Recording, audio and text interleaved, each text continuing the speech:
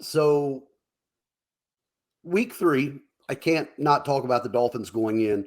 I'm just going to say this, and I prefaced it all day Sunday to anybody who texted me or said anything else. I'm a Dolphins fan.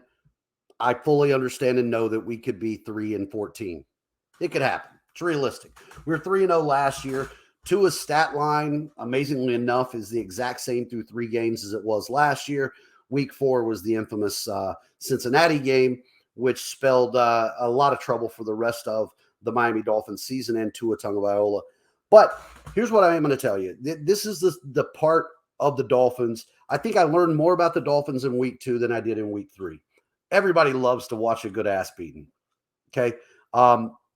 Denver's bad. They weren't that bad. They were just outmatched. It was a combination of things.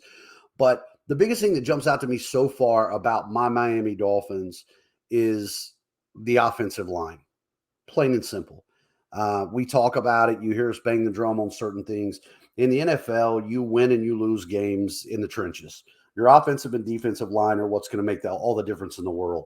So to give you an idea of how good the Miami Dolphins offensive line has been, keeping in mind, this was the first game that Teron Armstead has played. So this is the first game of the Miami Dolphins offensive line being at full strength, which, by the way, didn't have Jalen Waddle, but still scored 70. All right, I'm shutting up.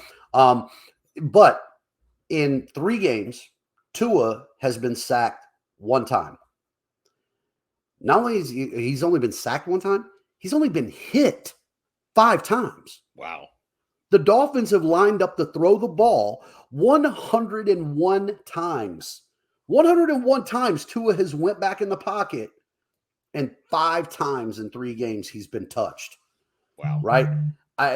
For a team and an organization that has had Miami or like had offensive line woes for forever, to have that happen, I think it's a combination of play calling, playing to the strengths and away from the weaknesses, but getting rid of the ball really quickly, Tua hitting everything in stride. To think that he's literally only been hit 5 times is that blows Amazing. my mind. And so how do you keep him healthy? You keep him clean. On top of that, it's going to be a little blown up, but we're also averaging 188 yards rushing per game. Can't remember the last time the Dolphins did that. Okay. Denver helped inflate that with 320. But so that's my small Miami Dolphins.